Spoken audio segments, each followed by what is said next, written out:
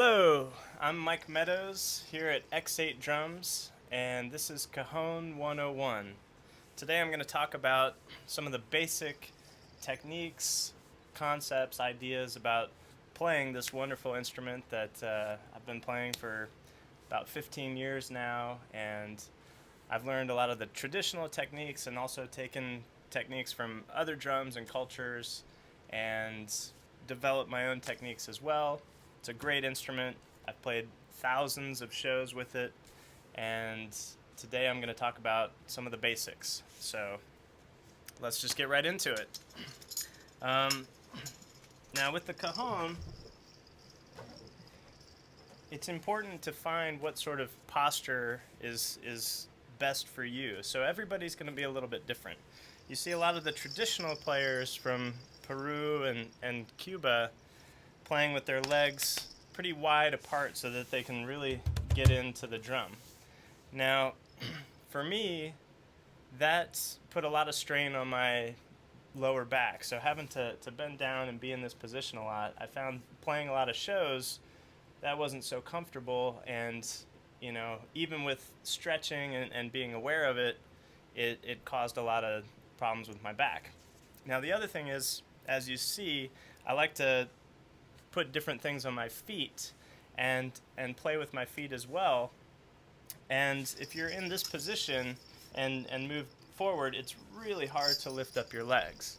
And so for me to maximize that, I started experimenting with different ways of sitting on the cajon.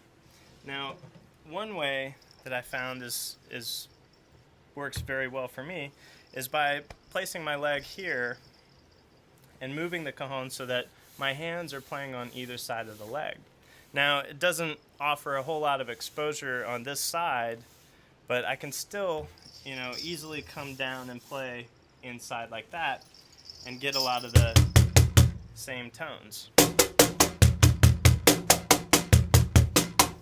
Now, with that, now my feet are more even and I can easily move them.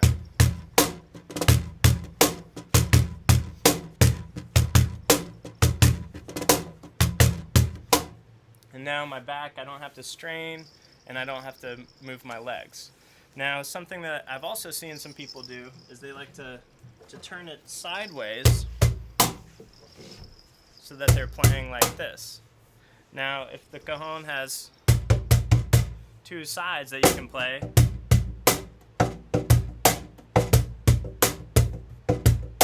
that could be a good option. Or you could still just play the one side and play other things with this hand. For example,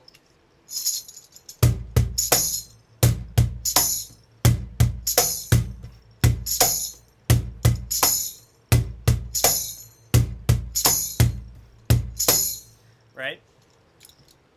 So I guess one of the things that I'm trying to say is you shouldn't feel limited by having to always be in this position or think that you're gonna have to bend over.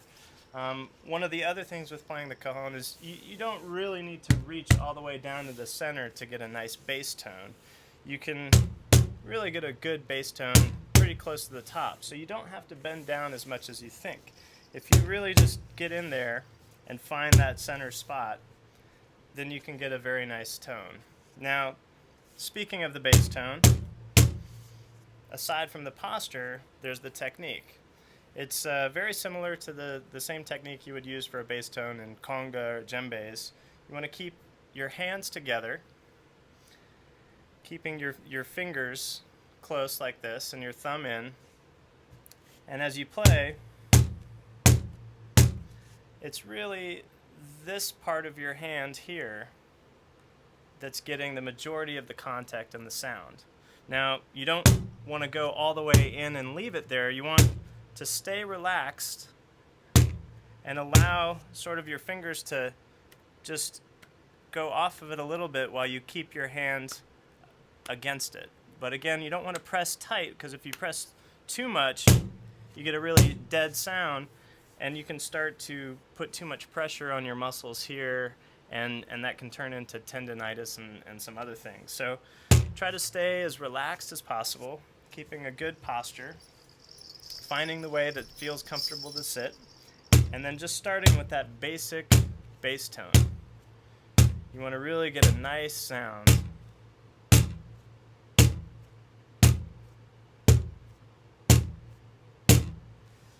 And then the next basic technique is getting your snare sound over here.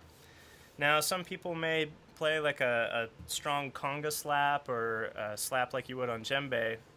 One of the beautiful things about the cajon is that you don't have to really hit it as hard or develop some of those techniques to get a nice snap. You can really get a pretty good snappy slap snare sound just by hitting up in the corner. So now we're in sort of this region here, and I'm hitting mostly with the fingers. So as before, the bass tone is mostly the palm of the hand.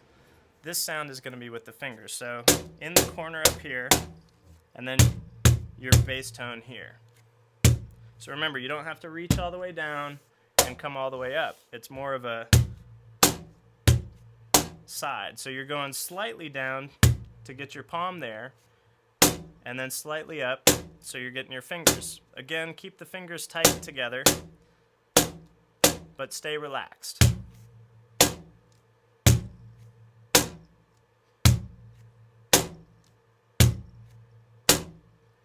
And then start combining the two together. So we've got the bass tone and the snare tone.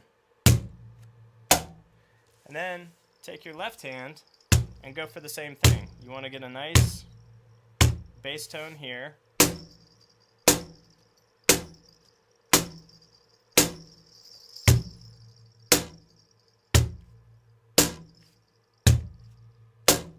And those are the two basic sounds on the cajon.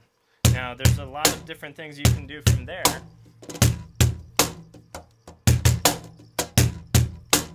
But that's where it sort of all begins. So being sure you get that nice bass tone, that nice snare, and finding your posture. Those are the most important things when you start out. Now some of you have backgrounds in playing drums and percussion, so you can take existing grooves that you already know and you can apply those easily to the cajon. Any patterns that you play on the djembe with the bass tone and the slap, the open tone, you can apply those things here. You just change the technique a little bit and the motion on the drum, but you can play any of that stuff on this instrument. Now, if you're adding your feet, again, it's good to figure out how you're going to play that within the context of how you're sitting. So again, I can't really play like this, so to be able to move my feet, I get the sounds here. But I just wanted to show you in this way, getting the different sounds, because you can't really see it behind this leg. So playing the bass and the snare sounds here. So even though it's happening behind my leg, it's exactly the same as what I'm doing here. I'm just moving my posture so that later on I can incorporate the feet. That's the basic techniques and posture with the cajon. Sometimes you see people leaning back. I don't recommend that. You know, they're doing that to get more of a bass tone out of it, but again, that can be really stressful on your back, and you know, people can get knocked over and fall. So experiment with different ways of sitting and really focus on just getting a really strong bass and snare sound while staying relaxed and just breathing and taking some of those rhythms you already know.